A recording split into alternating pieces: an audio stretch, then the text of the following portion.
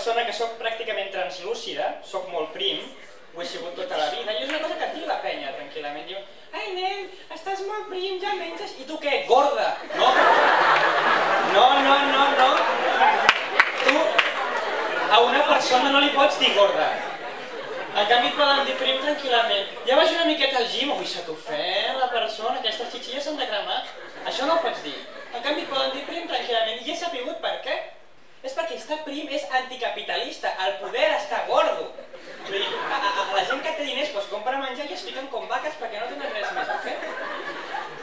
Una altra cosa amb la que em trobo jo a la vida és que quan em presento és comú que et diguin quants anys tens.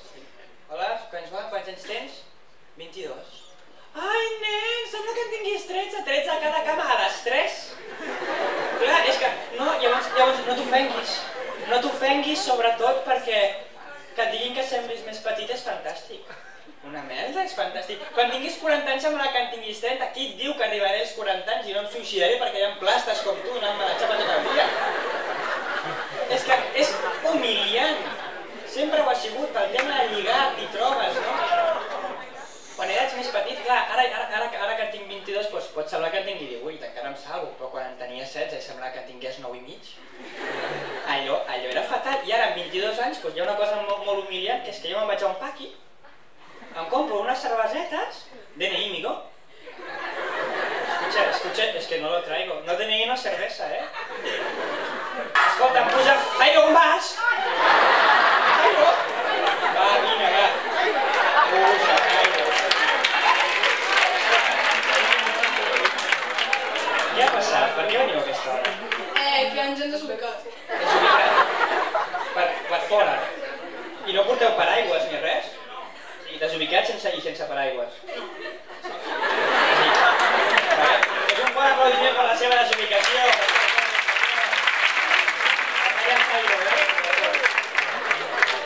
Doncs esteu a tercer de l'ESO. Bueno, esteu entre l'ESO i batxillerat. Encara esteu a aquella cloaca que se'n diu secundària o batxillerat.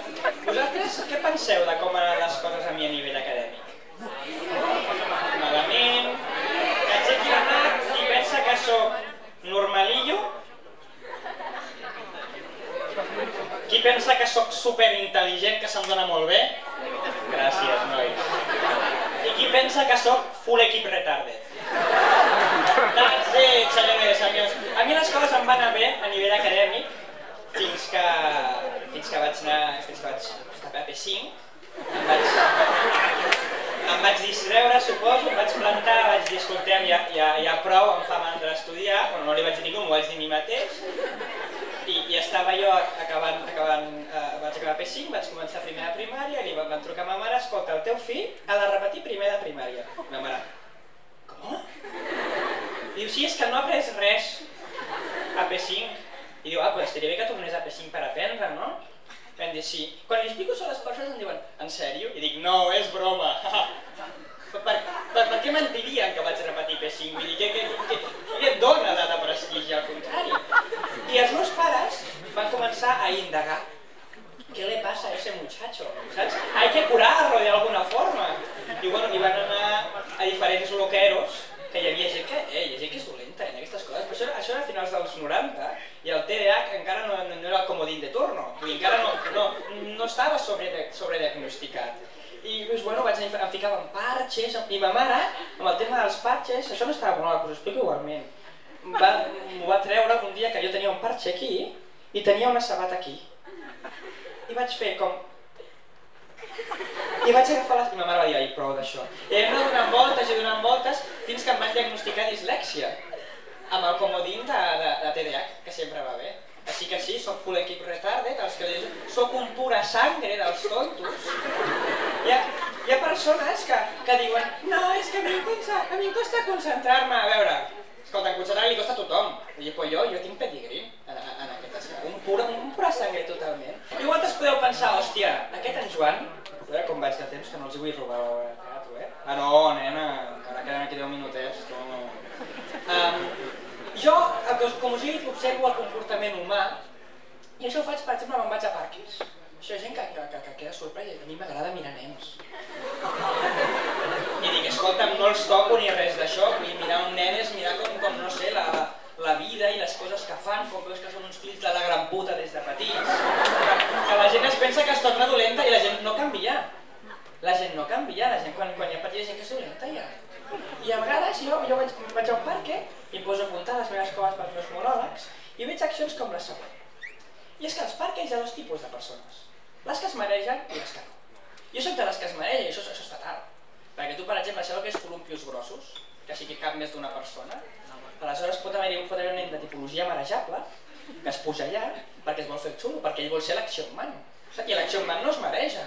I el comencen a gronxar els seus col·legues, i el nen es comença a dir pareu, que m'estic marejant. Però llavors apareix de fons un nen de tipologia boson, faceta gordo, no és que tingui res en contra dels gordos, però amb el que ve a continuació és important, i és que aquest nen de tipologia boson, que no és bona persona, veu aquell nen en apuros i diu, anem a gronxar-lo una miqueta, i comença a gronxar-lo i a fotre-li canya, i clar, aquí ve el tema de la massa que deia, no és el mateix que gronxi jo, que pràcticament me'n vaig jo o xoco contra el columpi en comptes de gronxar-lo, que no ell, que tota la seva massa fa que vagi volant, i de punta, llavors comença a haver-hi marull.